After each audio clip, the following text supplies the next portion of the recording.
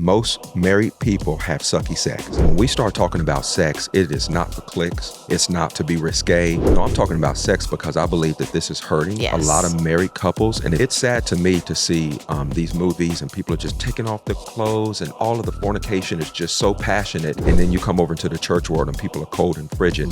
And husbands and wives that God created sex for, they don't know what they're doing. I think it's because we don't understand God's design for sex. Right. That's why I'm passionate about it, because I had the wrong perspective. I didn't know what sex was. I had so many misconceptions. I had to overcome hurts from my past. I had to overcome and heal from sexual abuse. I had to overcome insecurities in my own body. But when I found out the truth about what sex is, then it freed me.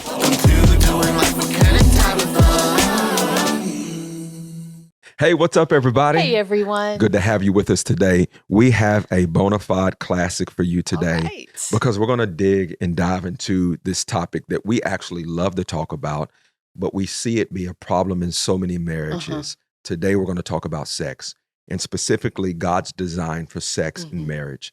And this is not going to be shame. It's not going to be pressure, but it's going to be a lot of revelation and hopefully also healing for you guys. And so thank you for joining us. We're Ken and Tabitha. We've been married for 26 years. And so we had a really bad marriage. It was headed for divorce. We learned some tools. And so now we have a great marriage and we're best friends and we love to just pay the tools forward because the same tools that we have can actually help other people's marriage. Okay. And so we have a book that's out. It's called Butterfly Love. All right. And this is a great book. This is not like your normal book. This is like if you like romance, comedy, rom-coms, if you like great love stories, you like great Lifetime movies, romantic movies, you're going to like this. This is about a boy named Ken that fell in love with a girl named Tabitha, and we almost lost it all through our our crazy season of life, but then God helped us restore it, and we got the butterflies back. And the butterfly season is really a season of infatuation. You know, when we got together, she could do absolutely no wrong. The butterflies, endorphins was moving, but those butterflies go away. And there's 3 stages to a relationship. You got the butterfly love stage, which is infatuation. And then you have the fight for power stage. And then you have mature love. And most divorces happen in the fight for power stage. And the butterflies leave. We want to help you get the butterflies back and keep the butterflies. And so if you want to grab hold of our book, I think it will bless you. It is our story with principles in it. So if you do not like reading, I think you'll like this one. You can get through it in 2.5 hours, I believe. And so are you ready for today, sweetheart? Let's go. God's design for sex and marriage. Okay. I want you guys, we want to hear from you on this one. I want you to comment on, where your relationship is, questions that you might have. We'll do our best to get to those at some point. Okay.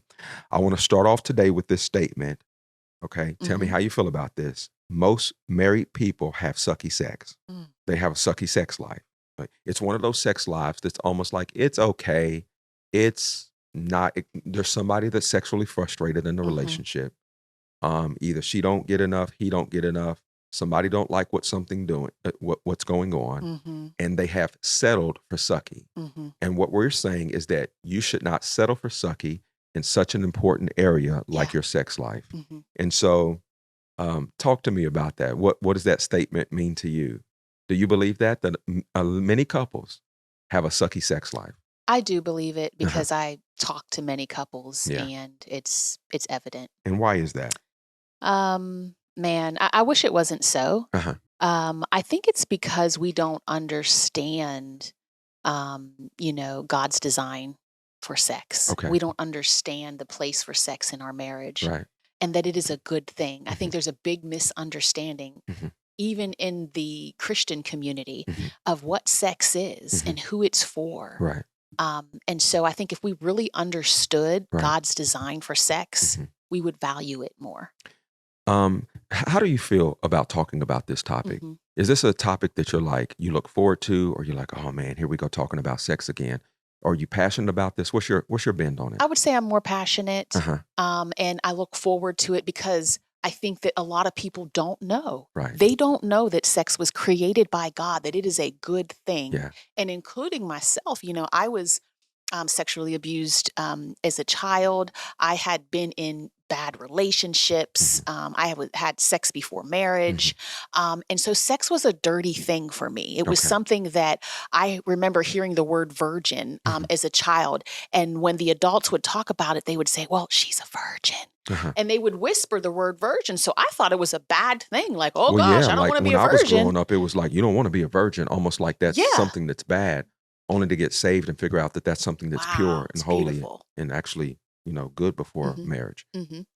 And so that's why I'm passionate about it, because I had the wrong perspective. I didn't know what sex was. I thought it was this dirty thing. You did it just, it didn't matter. I had so many misconceptions. But when I found out the truth about what sex is, Right. then it freed me. And I believe it helped us even in our marriage, 100%. husband and wife, our relationship. It did us so much good that I'm passionate about letting other people know the truth. Oh, well, that's what I was going to ask you. Did you feel like it helped our marriage and that's why you're passionate? Yes. Because that's why I'm passionate. So I'm glad to hear you say that, because I feel the same way. So for me, when we start talking about sex, it is not for clicks. It's not for to be risque or to try to be out there like, oh, we're talking about sex. Yeah. No, I'm talking about sex because I believe that this is hurting a lot of married couples. And if we can get this, I just have a passion not to see the world have better sex than people in church. Right. It's sad to me to see these movies and people are just taking off their clothes and all of the fornication is just so passionate. And then you come over into the church world and people are cold and frigid. And husbands and wives that God created sex for, they don't know what they're doing. Yeah. And so for us, the first 5 years of our marriage, maybe not that long, maybe 3, our sex life was, it was good, but it wasn't like what it could be. Yeah. And so at the church that we went to, there was a pastor that was on staff that we had heard through the grapevine that they were like sex experts. Like you could sit down and talk with them and they would just help you in your sex life. So in our probably mid-20s, we set up a meeting with Pastor so-and-so, and we was like, we need you and your wife to teach us everything you know about sex. Them people blessed us. They brought out a chart, taught us where certain body parts were, taught us all kinds of different things from a biblical and a spiritual perspective. And it really just helped us. So now, I am passionate. Yeah. I'm passionate, not for likes, not to be risque, because honestly, even this podcast that we have, the reason that we started this podcast was simply because we knew that God had done so many different things in our marriage, and we simply wanted an avenue to be able to pay it forward. And so there was years that went by where we're like, okay, what are we going to do? Because we feel like we have so much information that can help people, but we don't have an avenue to really talk about the nitty gritty. Right. Like Sunday mornings, this ain't a Sunday morning conversation. Sunday morning. And so we had this idea of a podcast. And at the time, I didn't even listen to podcasts. I didn't have let's do a podcast so I can build a platform or make money. Matter of fact, the first 6 months of our podcast, we had the income generators turned off. We didn't even know they existed. We didn't know that if your videos get popular, that YouTube would send you money. So we actually had it swiped to the right, meaning that we didn't even have that turned on. Yeah. So I guess what I'm saying is that we don't have topics for, we don't do topics or have our podcast for likes or for money or for revenue. This has always been just to help people. And this is an area that can really help people. Absolutely. All right. So God made sex for 3 major reasons. And I think when it comes to understanding God's design, it's important for us to know why he even created sex. Number 1 is for procreation, so that we could be fruitful and multiply. So the will of God is that we replenish the earth. And so we got to have kids to be able to do that. But number 2 is for intimacy between husband and wife. And that's very important, because a sexless marriage, you can become roommates. The closeness is not there. There is something that happens in sex where there is a soul tie, and this is a healthy soul tie between a husband and wife and intimacy. But the third one is the one that a lot of people don't know. God created sex to be enjoyed between husband and wife. And if you read Matthew, Mark, Luke, and John, you might not catch that. You got to go over to the Songs of Solomon and you'll get it. And the Songs of Solomon is a little freaky. It's a little like put on your red dress kind of a book. I like some of the language. It's so, what is the language when it's like romantic imagery? Like I'm a climb up the tree and get the hold of the coconuts. And it talks about how he blew on my garden. And, let your mind go wild with what that means. But I believe that there is an enjoyment to sex. Now, if you're the person that's just going into sex to have babies, then you're making it functional only. And that's cool, right? But it's not all. Yeah. When you read the Songs of Solomon, you'll see a tone of enjoying and this romance. And I am of the mindset that the world should not be having better sex than those who live holy and love God and are worshiping the one that made marriage and also made the institution of sex. Right. So God created sex and he could have created it to have no feeling at all. And you just, if you want to have a baby, you have sex and you have a baby, right? He could have just made it like that. There didn't have to be any feelings that, involved with it, but he made it feel good. He made it great. He made it Praise God. Enjoyable for us. And so I think that's a gift and that's a blessing. Yeah. And the Song of Solomon clearly tells us that. And so now what that tells me as a married woman is that there's no shame in me wanting to have sex with my husband. Okay. There's no shame in me feeling sexual feelings toward my husband. Sex is a holy thing now because it's created by God who is holy and there is no evil or darkness in him. And so now I just view it completely differently. I look at it like I almost see in the spirit, it's almost like when some people think about sex, now they might not even say this consciously, but subconsciously, it's almost like when they think about sex, it still falls on the worldly side of their ledger as taboo, nasty. And for some people, it's not even nasty. It's just something that I was told so long not to have it. Right. So, of course, sex is designed for a married man and a married woman, okay? But before you get married, the Bible talks about abstaining. And so there are some people who have abstained for whatever amount of time, but now they've built their nervous system to no. Then they get married.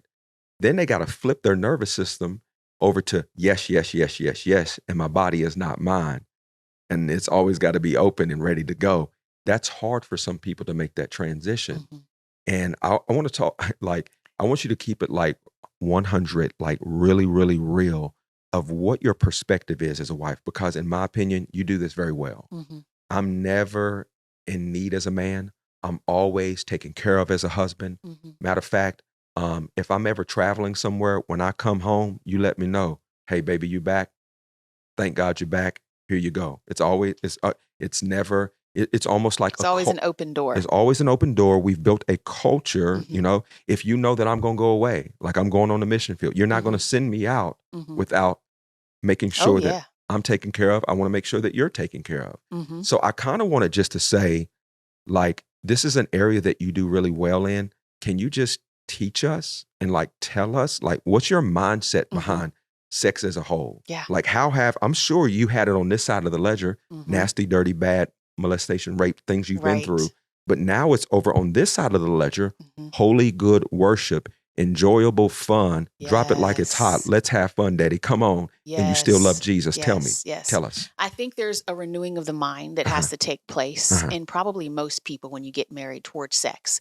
Now, we renew our mind in so many different areas, and sex is one of them. And so when I renewed my mind to the truth of what sex is, well, this is something that I welcomed into my life. Okay. Sex was used as a weapon against me.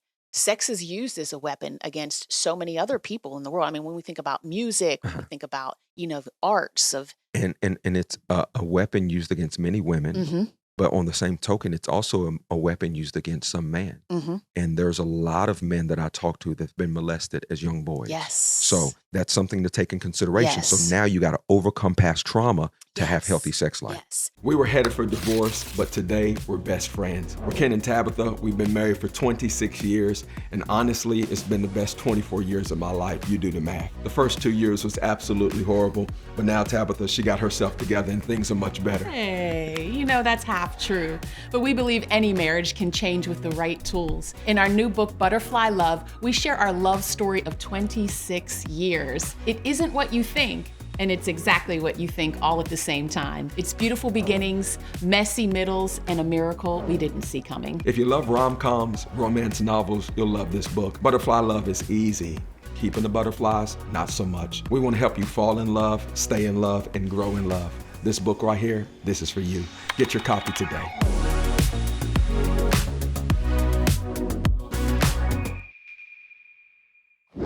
And so we renew our mind to get all of those evil things that God never intended sex to be like that. Okay. He intended it to be so enjoyable that something that consummates the marriage, like that covenant relationship between a husband and a wife. And then sex brings forth such beautiful fruit. Another human being, another life comes through sex. And so I think God's intent for it was all good, no evil in it, nothing bad. And so I embraced that. So then I had to renew my mind when it comes to like, okay, well, the Bible says that not to deprive one another, not to neglect one another of our ability to have sex with one another, right? And so we're not to deny one another. And so how do I incorporate that into my life? How do I always have an open door? I had to renew my mind. And some of those things I had to deal with insecurities. I had to overcome hurts from my past. I had to overcome like, okay, sex is not bad. It's good. I had to overcome and heal from sexual abuse. I had to overcome insecurities in my own body. Okay, well, let me stop you right there because I want to ask you how. Okay. How did you overcome insecurities? Replacing negative, old, incorrect thoughts with new thoughts. Like what? And with the word. I'm fearfully and wonderfully made in the express image of God. I am beautiful. My husband loves me. He loves my body. I love my body. Okay, stop right there. How do you view your body? I view my body as created by God. I view my body as beautiful. It gave birth. It has the ability to give birth. But what if you gain weight and what if you've had surgeries? I've learned, and it's all a process. So I came to a point and said, okay, I love my body. It's beautiful. And I feel very confident in my sex life. And then I got pregnant and had a baby. And then I felt like, I don't know about this body. Look at it. It don't look the same way it did. And then I had to renew my mind again. No, my body's even more beautiful than what it was. I have these stretch marks, but these stretch marks are evident that I gave life through this body. My body was created and designed to give life. And so then I got cancer, had a mastectomy, and my breast cut off. And then I said, I don't know about this body anymore. And I had to renew my mind again. No, my body is fearfully and wonderfully made. It might not look the way that it did, but it's still beautiful. And I thank God that this body survived the attack that came upon it. And my husband loves me anyway. You know, like any good thought, I can feed myself. So that's Philippians 4, maybe verse 8. Think on things that are lovely, pure, and of good rapport. If there's anything that you're going to think about, it's not going to be shame and guilt and I'm not worthy and I'm this and I'm that, because all of those things are going to cause you to close up. And in sex is one of those things where you have to open up. Yes, you have to be vulnerable. Okay, talk to me then about how you overcame the past trauma. So there's been date rape and there's been molestation. So it's easy to put sex on bad, but you've brought it over here. How'd you do that? Again, through that definition and, like knowing that it's good and talking to myself, okay, sex is a good thing. And my husband loves me. He's not going to hurt me. He's for me. I had to retrain. When my husband touches me, his touch, it's good. It's never to harm me. It's to protect me. It's to now, keep why do me you safe. say that? Is there a time you thought touch was bad? Yeah, because in your body psychology, your body has memories. And so sometimes I remember when we were first going through and I was healing through that Depression and abuse stuff? and things like that. Yeah. And there would be times where you would come and just even touch me, to put your hand on me in an intimate way. It would make me feel like, oh, wow, okay, what's that right there? Why am I turning away from you when I should be So it's turning almost like toward you? subconsciously. And I think that there's a lot of people that you have subconscious trauma that you have not dealt with yet. You have to face the trauma. And you got to go after it. You got to contend for this. You cannot say this. You cannot say, oh, I was abused when I was little. Oh, I was molested. Oh, I got raped one time and I just can't stand my husband to touch me more. And no, I don't want to have sex because those things happened to me and now I'm a victim. So now you're living in bondage. When Jesus says, I've come to give you liberty and freedom. And you have to be willing to break out of the bondage. Anything else comes to mind there? So what is the rest of your perspective about sex? So we got overcoming trauma, we got renewing the mind. Anything else? I think that also knowing that, for me, you can be a woman or a man because men have some of these issues as well. But for me, I just embraced sex to say, okay, God, this is a gift to me and my husband in my marriage. And so I want to enjoy it. Right. Lord, help me enjoy sex. Okay. Help me, enjoy my body and my husband's body. Can we talk about that? Because many times when we talk about sex, Mm-hmm. it almost sounds like the woman is just trying to please the man. Mm-hmm. It's like the man always has to have sex, and the woman just needs to um, allow him to Mm-hmm. because of what the Bible Mm-hmm. says, and that's whack. I think sex should be enjoyable between both person, Yes. and it's the way that I love you, and it's the way that you love me, and we don't believe in selfish sex where I'm just trying to go in to get my rocks off, and you're trying to come in to get your needs. I'm going in to meet your needs and to please you and to bring pleasure to you, and Mm-hmm. vice versa. Talk to me a little bit about that perspective. I think if you're in a marriage as a woman and you feel like, man, it's only about him, we have sex and he feels good and you don't enjoy it, Uh-huh. or this isn't pleasurable to you, you have to go back. I encourage you, explore your body again with your husband. Explore your Go back sexuality your in a sexuality. holy way. Yes, like in a holy way. Like Uh-huh. find out what feels good to you. Something feels good to you. We hope so, yeah. Find out what that is. Right. Well, I like it when you touch me like this. I don't like it when you touch me like that. Well, let's try something new because I don't like anything right now. So let's just explore and give yourself permission to laugh. Give yourself permission to just be human. Okay. This isn't Hollywood. I guess, so this stuff that we're teaching today is actually stuff that we actually lived. Mm-hmm. So after our meeting that we had with the pastors, and now you can have a virtual meeting with us, is we said, okay, we're going to work on our sex life, which is very, very uncomfortable at first, because basically you're going into the encounter and then you're saying, okay, did you like this or do you like that? And then she's saying, no, I don't like this. I don't like when you blew in my ear like that. You know, that might have turned somebody else on, but not me. And it's like, oh, and it's almost like you're having certain conversations that can actually kill the mood. And if the mood is killed, we'll just jump back on it the next day. But what you're doing is you're gathering intel. Mm-hmm. So what the scripture says is that we dwell with our wife according to knowledge. And a lot of men, you don't know your wife enough. You don't know her favorite flower, her favorite color. You don't know what turns her on. You don't know what she likes. You don't know what she doesn't like. You don't know how she feels. And so you're not able to please her because you just don't know her. So what you have to do is you got to go through a season, and this is not a long season. Now, we've been married for 26 years. We didn't get this information till about year 3 or year 4. But what I learned back then, I please my wife still with today, because I learned the intel about her body and who she is, and it was painful. This is what I'm saying. Mm-hmm. It was painful. It was hard conversations. It was uncomfortable conversations. It was like mood-killing conversations. But as I learned how to please her, then over the last 20 years, there's been no uncomfort because I know exactly what she likes. I did want to talk about that and hear your perspective as we were going through these trials and errors, and I would say, no, babe, I don't like that. Mm-hmm. You had to bounce back. Did that hurt your ego at all? Did you feel like, I don't want to touch her because she don't like anything? For me, it didn't. Because I'm like, okay, I didn't know you didn't like that. Yeah. I thought you liked it. Mm-hmm. It's cool. Note to self, I won't do that no more.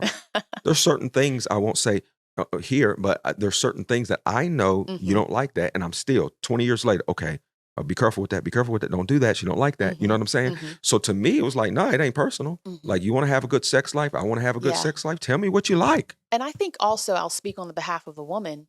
Sometimes you don't like something and you have to say it. So I've come comfortable with saying, hey, I want more of that, or I want less of that. I don't want that at all. Like, there's communication in it as well. And we have to become comfortable with communicating what our desires are and what we like. Because you like what you like and you don't like what you don't like. Yeah. So I wanted to go back to the point, like, this is not a man thing. This is like so what would you say to the woman who just doesn't enjoy sex? You know what I'm saying? Like, yeah, I would say that sex is a gift to you from God. Why would you not receive the gift that God has for you? You're rejecting. God is saying, here's a gift in your husband. This is your husband. You know, the gift is sex. And you can only do this with him. Yes, only with him. No one else in the world. You get to share this together. Like, Christmas morning is every day, all day. We get to open this gift. Even orgasms release something that's healthy for your body. Endorphins maybe for your body. Yeah, it's a good thing. So basically, it's going to produce intimacy. It's going to be the fruit of your love, so to say, or like a tangible way of what you're expressing. I love you, and we get to have sex together. it is for enjoyment. It releases health benefits. So if you're saying that I don't like that, I think there's some real things to work through. Yeah. I'm not talking about if you're a person who has vaginal pain or if you're a person who has something, okay, well, you're going to need to go to the doctor Yes. and you're going to need to do everything you can do in the natural. Yes. If you need to get testosterone shots, man of God, don't be prideful. Go get your testosterone shots or pellets or whatever you need, okay? But for a person to say, I'm good with not liking it, I guess what I'm saying is that the amount of couples that we speak to, what we know is that the sexless marriage is a bad marriage. And you can say, well, no, I just don't need it like that. And he don't need it like that. No, that's not true. That's not true. We've seen it time and time again where that person goes and cheats. Yeah. And you would think that, why are you cheating? Well, I didn't even think you cared that much about that. It's just, that's what is like so important in the relationship. It's not okay that they cheated. I get it. But this is so important that you keep this area hot. I can say this to you, but sometimes we've been through so many counseling sessions, right, with married couples where someone has cheated. And it always goes back to, well, where's your sex life? And they hadn't had sex in so long, sometimes years, they haven't had sex. And then one of them goes out and cheats. And in my mind, I'm always thinking, did you not expect this to happen? You are not having sex. Somebody's going to step. And you didn't tell anybody. You didn't tell your pastor, your mom, your dad. I mean, put an anonymous thing on Facebook, ask for some help from somebody. Like you haven't had sex in years. And this is not fictitious stuff that we're making up. Right. I'm talking about years. Right. People are not having sex and they want to know why there's no connection.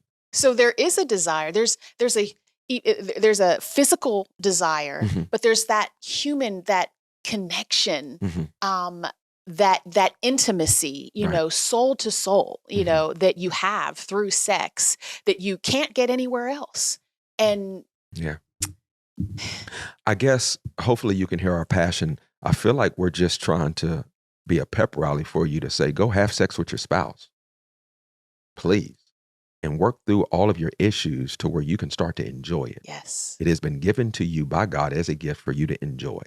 And if there's something hindering your enjoyment, don't just say it's okay, go figure that out. Fight for it. Fight for it. Women, we have, you know, PMS, we have babies, we have menopause. There's all of these things. Yeah.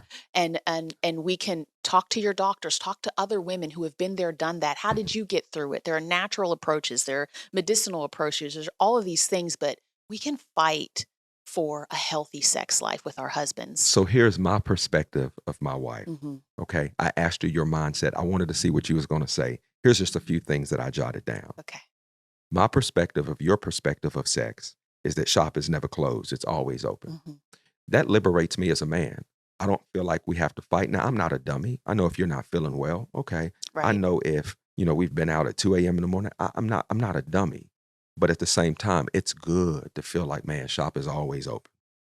I also wrote this down. She never lets me go on trips or certain things without making sure I feel taken care of. Yeah. Like not just what I want, like me taken care of because I got a need and I'm like some dog that needs to. No. Like she wants to make sure she's taken care of before I leave. She wants to make sure that we've had this connection. The way I view your mindset is that you also engage. You don't just rubber fish it. Like we having sex and you just taking it. No, it's no rubber fishing in our sex life. There's a level of like, I can tell that you are enjoying it. I can tell this is something that you desire, something that you want, even if it's in seasons. And we've had seasons, y'all.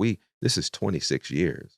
We've been through multiple babies, cancer, menopause. So there's seasons that I know she's not feeling it like she used to feel it because of a hysterectomy and different things that's happened. But still her heart is there and I can feel that heart being there. And that means a lot. She's really open to feedback, to adjust and improve. I've never had an attitude. So in our family meetings that we have a section where we talk about sex and we just say, we always ask, how is it in that area? And that's to say where we can give feedback. Hey, I just feel like we haven't been having sex enough, or I feel like this, that, and the other. And so, but if I ever present anything, I don't ever remember you saying, no, I'm not going to do that. No, it's always, okay, let me try to be better in that. And that's a mindset. Okay. She's really lately, especially been very wise in the visual makeup of her man. So men, by God's design, are visual, a little bit more visual than women. Okay, so we are affected by what we see. That's why magazines, billboards, social media. You got to be very careful, man of God, of what you're seeing. And so she has been coming to bed in things that are attractive. That is a word for somebody. Like at the end of the day, like even if I didn't want to have sex, when she comes to bed and she's looking like she's looking, man, okay, wow, I'm a visual person. I've had a long day. You've had a long day. But look what I'm looking at right now. That is a huge thing. Yeah. And that's like a shift that you've made here over the last few months. I don't know where you bought these little outfits and these little nightgowns. It is not a t-shirt and sweats no more. It is now turned into something that's very attractive. Thank you. I never was a t-shirt, just on my defense. Well, you I was never that kind. Just a button, like that. But I've gone through some changes. I had to, get it together. Yeah. Are you a senior leader, a second chair leader, or simply someone who's thinking about launching a church? If that's you, I want to personally invite you to be a part of the Global Pastors and Leaders Network. I've been in ministry now 18, 19 years. We started with 6 people in a rec center, but on today, we have 5 locations in 4 cities and 2 different nations. We see over 4,000 people in regular attendance every single Sunday. And we want to pay it forward. People are asking me, Pastor Ken, how are you guys doing what you're doing at Alive Church? A lot of people want a shortcut to success. The only shortcut is mentorship. And so I'm starting a new thing called Mentorship Mondays with Pastor Ken and friends. We're launching a monthly Zoom call where I'm fielding real life ministry questions. I'm bringing some of our team along with us. We're opening up our playbook to really share with you what we do at Alive Church and how we're doing it. My team and I will be hosting this call every 3rd Monday. If this resonates with you, and if you're hungry, humble, and know that God's just calling you to more, join us for the next call. We'll see you there. And I would give you one more. You don't come off like sex is just something for me and that you got to put up with. It's something that you want to enjoy. So you fight for our sex life. I mean, this might be too much information, but even when you went through breast cancer, she had a double mastectomy. That means that you lose both breasts. And so she had tubes, but she still wanting to have sex. She want to make sure that that area, like, devil, you have tried to kill me in this area of my life, but you won't touch this area. That's right. That's a mindset. Golly, I want you to write books about this. Women of God, men of God, I want you to be helped in this. That's a mindset. Like, so for me, I fainted. Like, she's like, man, she got blood coming out of tubes. I'm like, oh, baby, we can do that later. Let you just get healed up a little bit. I just wanted you to know. like shop is still open, but I just wanted you to know. I'm fainting over here, like, nah, because I'm visual. I'm seeing it. This don't look good, right? And this is crazy right now. Picking me up off the floor. But the mindset to say no. Oh my goodness. Even though I've went through chemotherapy and radiation, I'm not going to let the devil steal that which God has gifted me. Oh man, stop it, y'all. Stop it. I need to hear from you. Yeah. What are you getting out of today's podcast? This is one that it has to be shared. It really does. Yeah. And so why is this important? Because when sex is healthy in a marriage, connection is stronger, conflict is easier to resolve, affection increases, unity increases. Wow.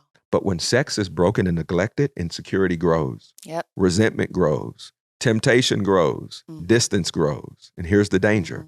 Many couples don't fall apart because of hatred. They fall apart because of disconnection. Wow. And sex keeps you connected. And so I kind of want to go through, I have a few things. And I got like 2 sections of things that I want to discuss. And y'all need this. My first one is, what are the reasons that people have sucky sex life? You got together and some of y'all was hot to trot and you were wrong. You were hot to trot before you got married. Then you got married and now you're frigid. Here's some reasons why. They act like roommates more than lovers. They're living like roommates. She's not my roommate. She's my lover. Right. Okay. They feel pressure and duty more than invitation and reward. One spouse feels pressured and the other one feels rejected. That's the devil at work in your relationship. The same thing, the lack of sex, one person feels pressured and the other person feels rejected. Wow. But I thought your body was not your own. I thought the two became one. Body insecurity, we talked about that a little bit. Yep. Stress and exhaustion. Kids, work and responsibility. I'm just tired. That's a big one. People are just tired. Are you tired? Are you tired? Yeah. I'm tired too. But we still gonna have good intimacy with one Well, another, because we right? value it and we enjoy it. I think there's a lot of people tired, but they're still eating the chocolate cake at night. There's a lot of people tired, but they're still playing the video game. What do you mean? It don't mean enough to It them? brings pleasure to them to eat the cake, to play the video game, to drink the drink. You will do what brings pleasure to you. And they have stopped finding pleasure in sex. They've stopped finding pleasure. And it might not be in the sex, but in the intimacy, that comes from sex with the husband or wife. I need people to help me with this one. Please, in the comment, just tell me, how does that happen? I got things running through my mind, like someone doesn't have good hygiene. Someone gained a lot of weight. I got some things in my mind, but still none of those things should stop you. It shouldn't. Because the two have become one. And my last one was unhealed wounds. We've talked about that a little bit as well. And so I kind of want to get into the how-tos. Stop me when anything sticks out to you that you want to interject. I do believe that there are people who are listening and watching right now that your sex life on a scale of 1 to 10 is a 2, 3, 4, and 5, and you want to do something about it. You have come to the right place. And by the power of the Holy Spirit and just giving you some tools, you can change that tonight. Now, I know it takes 2 people in this tango, so you might have to have a family meeting and come clean, but do your part. Yeah. If you do your part well, I think God's going to deal with your spouse. Here's some how to improve your sex life. Number 1, talk about it outside the bedroom. Not during an argument, not when you're mad, not right after rejection. Pick a calm moment. Yep. I love that. It gives you a safe space to talk about it when emotions aren't high, and you can really just have good conversation. Yeah. Number 2, build emotional intimacy daily. If you want physical intimacy, don't ignore the emotional connection. I always tell people sex starts in the morning. Even if you're getting it at night, it starts with, "You're beautiful today. I love you. I respect you. I honor you." It's an emotional thing that turns into a physical thing. Number 3, stop using sex as a weapon. When our marriage was horrible, I would withhold. I would try to punish you through sex. No punishment, no manipulation, no games. Number 4, learn each other's needs without judgment. Different drives don't mean you are ungodly or broken. It just means you need understanding. What happens is that somebody who wants to have sex every day marries somebody who's indifferent and can have it once a month. What do? Meet each other in the middle. And with that, maybe even not the middle. You need to come to the place. Here's my personal belief is that married couples should at least have sex once a month. At least. Okay. Now, whatever your, what do I call it? Your sex quotient rhythm is, you guys need to come together. Okay. And say, is it every 2 days, every 3 days, every 4 days? My personal opinion is once a week. I can't give you a scripture. That's just what I see as being healthy. All right. Wow. I'm just thinking, if I'm your wife, right? I'm your wife, and you come to me and you say, "Baby, I want to have sex more often." I think that is the ultimate compliment. It's a compliment. Like, wow, my husband wants to have sex with me. Like that's such a compliment. Like, yay. But you're looking at it through the eyes For of me to purity. be like, no. That's not how it goes. No, I don't want you to have sex with me. No. How it goes is that, let's take the husband's role. The husband is not even saying that because shop has been closed down so much. So he's walking around sexually frustrated and feeling like, I ain't even going to say this because I done said this enough and she still ain't even interested. So he's not, and he's deflated. He should be saying, I want to have sex with you more often in family meetings. This brother ain't having family meetings. He's not talking about his temptation. He's not talking about his needs, and the marriage sucks. That's what's happening. Yeah. So he's swallowing it up, and he's probably online and doing the other stuff like that because everyone needs an outlet. And if it's not a holy one, it'll be an unholy one. You got to learn each other's needs without judgment.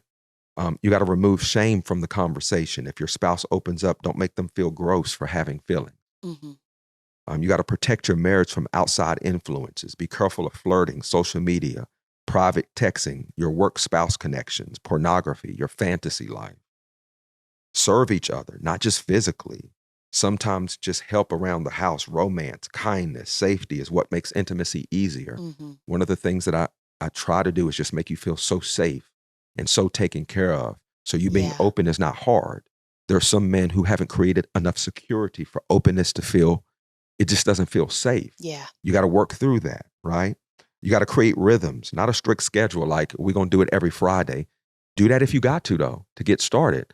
But we like organic sex. Like we have a friskiness all the time. Always grabbing a booty or a boobie or something. There's a friskiness all the time. Because we want a fun life. Yeah, don't we want to stay young and enjoy the gift that God's given us. Yeah. Like you can be dull and just sit around the house and do nothing. And I don't know, sit with a nose in your book or just be buried watching Netflix all day, every day. But I want to enjoy my husband. Yeah. I'll give you one more. Invite God into the moment. Invite God into that part of your life. A lot of people got a Sunday God. I like a Monday, Tuesday, Wednesday, 24/7, 365 God. Yeah. You know, yeah. You know, I like to invite God. If you're in a place where sex has been hard for you, you got to invite God to heal your heart, to give you new perspectives, to renew your mind, to show you how to please your spouse. The Holy Spirit is a perfect helper, and sex is not dirty. You invite God into that part of your life. So that's all I got, sweetheart. That's really good. I don't know. I just hope that today helped somebody. I think we helped some people. You think so? Yeah. If we did, you got to let us know. All right. We don't put ourselves out there, put all our business in the street. We dug deep today. You got to let us know. Send us an email. If you're a social media person, tag us. Let us know. You need to find out where the clitoris is. I know that that's a crazy way to end the podcast, but it's true. We did a sex podcast a while ago. And so one of the things the pastor did with us when he sat down with us all these years ago is he got out a body and he pointed at a diagram on a piece of paper. And he taught me where the clitoris was and really taught her because she didn't even know herself. And it was probably 3-4 years in our marriage. She'd never had an orgasm. And because statistically, majority of women will have clitoris orgasm before like a deep vaginal orgasm. And so, man, when he taught us that, it changed our life, you know? And so, I was teaching maybe God's Sex, one of our old podcasts. You can go binge watch this stuff. But I was teaching about the clitoris and how you stimulate a clitoris and how you take care of your woman. And she comes first and all these principles that we've learned over the years. And there was a 68-year-old woman who's married to a 72-year-old man. And she said, I saw that podcast. And she said, for all these years, I'm 68, my husband's 72. And since you taught us where the clitoris is, she said, we've been having the best sex of our life. And she sent me $200 in the mail. True story. She sent me a $200 check just to thank me. They're in their 70s. Wow. Just for learning this stuff. And so to us, it's not taboo. It's anatomy. It's how God made it. It's like, let's get good at it. Wow. Anyway, we're out of time for the day. We got to go, y'all. We love y'all. All right. Keep hanging out with us. We'll see you next Thursday. Peace.